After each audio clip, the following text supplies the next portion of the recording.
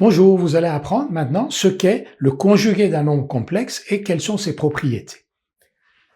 Soit z un nombre complexe, on nous donne sa forme algébrique, z égale a plus bi, a appartenant à R et b appartenant à R, on appelle conjugué de z, et on note z bar, le nombre complexe, donc z bar égale a moins bi, donc qui a la même partie réelle que z, mais dont la partie imaginaire, donc moins b, est l'opposé de la partie imaginaire de z.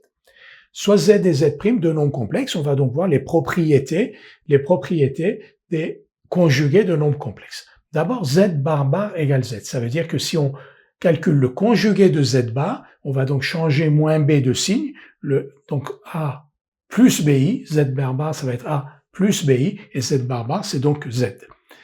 Z plus z' bar, c'est-à-dire le conjugué d'une somme, c'est la somme des conjugués. Le conjugué d'un produit, c'est le produit des conjugués. Z' bar égale z bar, z' bar.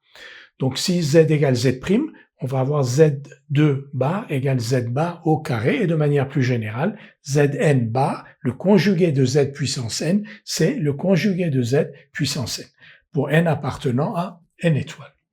Donc si z égale a plus bi, z bar est égal à a moins bi, et la partie réelle de z est égale à la partie réelle de z bar. Ça, on le voit, c'est la définition même du conjugué de z qui veut cela. Donc z égale a plus bi, son conjugué z bar c'est a moins bi, donc la partie réelle de z est égale à la partie réelle de z bar. Et la partie imaginaire de z est l'opposé de la partie imaginaire de z bar. Z plus z bar égale 2a, puisque les bi se simplifient, donc z plus z bar sur 2 est égal à petit a. Et z plus z bar sur 2 égale à petit a c'est la partie réelle de z.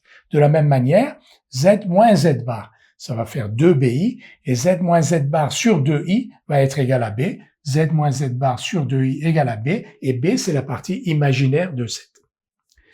On va utiliser ces relations pour ces deux équivalences. Si z est réel, dire que z est réel équivaut à dire que z égale z bar. En effet, si z est réel, il n'a pas de partie imaginaire, donc z s'écrit sous la forme a, z égale a, et z bar est égal à a. Et inversement, si z égale z bar, la partie imaginaire de z, d'après cette formule, z égale z bar, donc la partie imaginaire de z est nulle, donc z est un réel. Et de la même manière, si z est un imaginaire pur, c'est-à-dire que a est nul, donc il s'écrit sous la forme bi, et z bar s'écrit sous la forme moins bi. Donc z est bien égal à moins z bar. Et dans l'autre sens, si z égale moins z bar,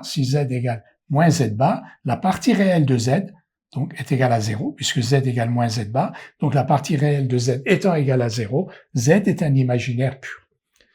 Z fois z bar, c'est a plus bi fois a moins bi. Si on développe, c'est d'ailleurs une identité remarquable. A plus bi fois a moins bi, ça fait a2 moins b2 i2, donc a2 plus b2. Z bar est donc un réel égal à a2 plus b2, où a est la partie réelle de z et b sa partie imaginaire.